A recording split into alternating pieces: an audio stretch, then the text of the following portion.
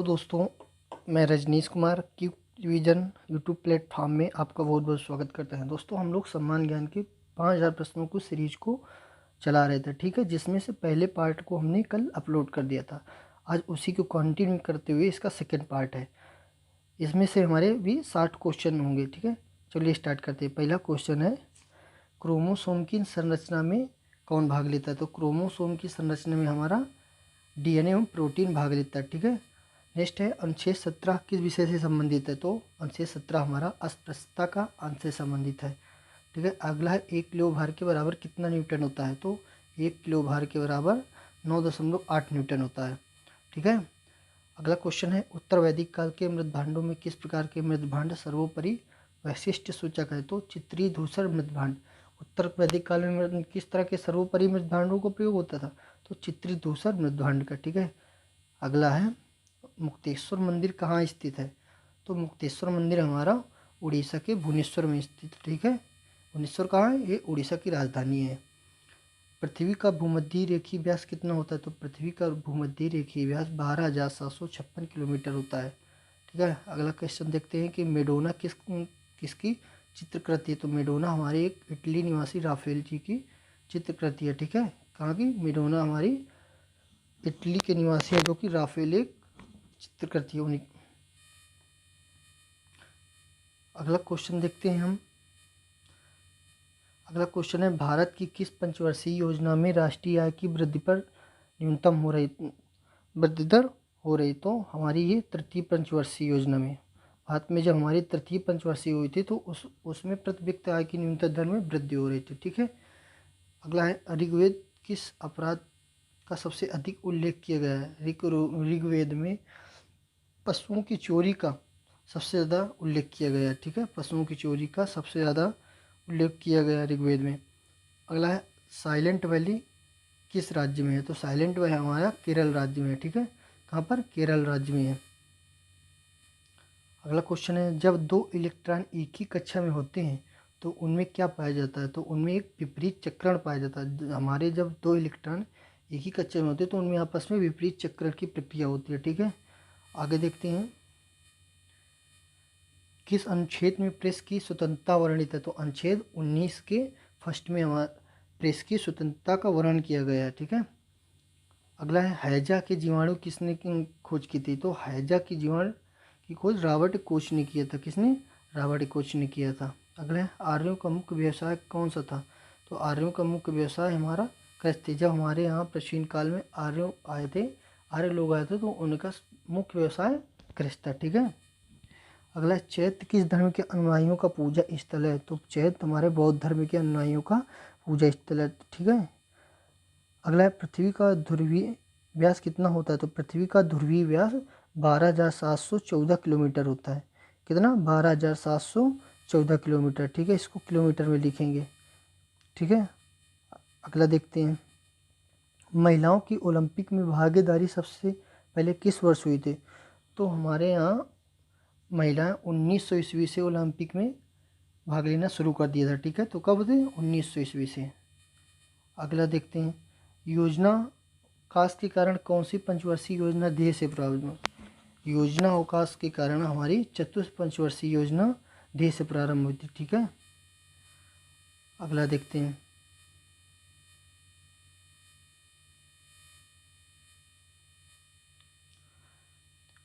पुलकेशिन द्वितीय ने हर्षवर्धन को पराजित कर कौन सी उपाधि धारण की थी? तो परमेश्वर की। पुलकेशिन द्वितीय ने हर्षवर्धन जो कन्नौज के राजा, इनको हराकर कौन सी उपाधि धारण की थी? परमेश्वर की धारण की थी, ठीक है। अगला है, बौद्धों को तांबू मठ किस राज्य में? तो कहाँ पर है? हिमाचल प्रदेश में। बौद्धों का तांबू मठ हिमाचल प्रदेश में है, ठीक है। अगला देखते हैं, किसके अभाव में बर्फ पर चलना कठिन होता है?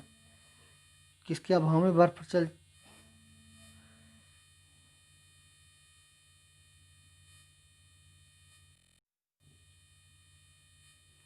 क्या था?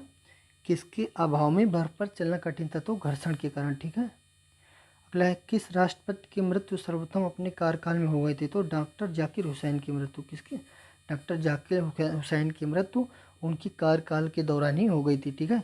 अगला देखते हैं, किनका सम्मान नाम न्यूक्लियन है, तो प्रोटॉन और न्यूट्रॉन को हम न्यूक्लियन नाम से भी जानते हैं, ठीक है। किसको? प्रोटॉन और न्यूट्रॉन को हम न्यूक्लियन नाम से भी जानते हैं, ठीक है। सब लोग याद रखेंगे, अगर कहीं पर प्रोटॉन और न्यूट्रॉन ना देकर न्यूक्लियन लिखा तो वो भी किसके नाम है? प्रोटॉन और न्यूट्रॉन को ही बोला जाता है, ठीक है। आगे क्वेश्चन है, किसने सत्ताश्रय और श्री पृथ्वी पल्लव उपाधियां धारण की? तो पुलकेशन द्वितीय ने। पुलकेशन द्वितीय वही है जिन्होंने किसको? पुलकेशन द्वितीय ने हमारे राजा कन्नौज के राजा किसको? हर्षवर्धन को हरा के क्या किया था? परमेश्वर की उपाधि धारण किया था, और इन्हीं को सत्याश्रय और श्री पृथ्वी पल्लव भी उपाधियां प्राप्त हुई थी, ठीक है। आगे देखते हैं, किसने लिखा निज भाषा उन्नत है और सब उन्नत को मूल? तो ये भारतीय हरिश्चंद्र ने लिखा था। अगला है, पृथ्वी की किस परत का निर्माण सिलिका एल्यूमिनियम से हुआ? तो भूपट्टी क्रस्ट से। पृथ्वी के भूपट्टी पृष्ठ से निर्माण सिलिका एल्यूमिनियम से हुआ है, ठीक है। अगला है, मानव शरीर का सबसे व्यस्त अंग कौन सा? तो मानव शरीर का सबसे व्यस्त अंग हृदय है। अगला है, भारतीय निर्यात को तीव्र प्रसारण में सहयोग देने वाली एक मुख्य कारक कौन सी है? तो निर्यात का विविधीकरण। कौन सा? निर्यात का विविधीकरण भारतीय निर्यात के तीव्र प्रसार में सहयोग देने वाला एक मुख्य कारक है, ठीक है। अगला है, बादामी या वातापी के चालुक्य वंश का सर्वाधिक महान राज्य कौन सा? तो पुलकेशिन द्वितीय था। पुलकेशिन द्वितीय बादामी व वातापी चालुक्य वंश का महान राजा था, ठीक है। अगला है, अबलव नसानी अबना नसवां पद पर तुलसीदास को किस कृत में मिलती है? तो ये तुलसीदास की विनय पत्रिका में प्राप्त होती है। किसमें? विनय पत्रिका में तुलसीदास ने जी ने लिखा है कि अबलव नसानी अब न नसइयों, ठीक है। अगला है, रेबीज का टीका किसने बनाया था? तो लुई पास्चर ने रेबीज का टीका का निर्माण किया था, ठीक है। आगे देखेंगे, सबसे कम उम्र में राष्ट्रपति को सुशोभित करने वाले व्यक्ति कौन है? तो नीलम संजीव रेड्डी जी सबसे कम उम्र में राष्ट्रपति का पद प्राप्त किया था, ठीक है। तो आंसर क्या हो जाएगा? नीलम संजीव रेड्डी। अगला है, 1665 ईस्वी में पुरंदर किशन ने किनके मध्य हुई? जयसिंह और शिवाजी के मध्य हुई। किसके किसके बीच? जयसिंह और शिवाजी के मध्य हुई थी 1665 में पुरंदर किशन, ठीक है। अगला है, सम्राट अकबर द्वारा किसको जरी कलाम की उपाधि से अलंकृत किया गया था? तो मोहम्मद हुसैन को। इसको मोहम्मद हुसैन को जरी कलम की उपाधि से अलंकृत किया गया था। अगला क्वेश्चन है, मजहब नहीं सिखाता आपस में बैर रखना, यह पंक्ति किसकी रचना है? तो मोहम्मद इकबाल की।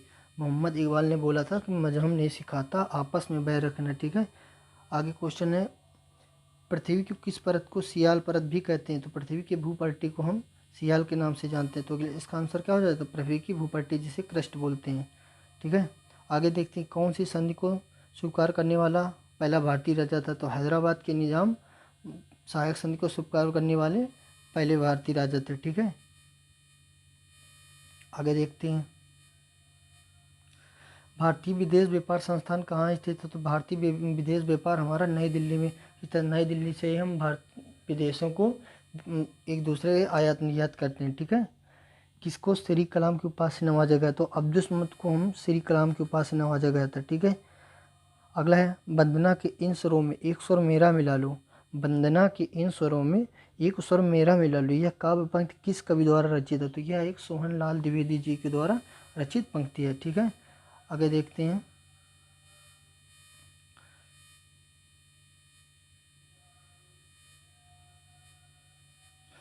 कार या बस में ब्रेक लगाने के लिए कौन उत्तरदायी है? तो हमारा कौन?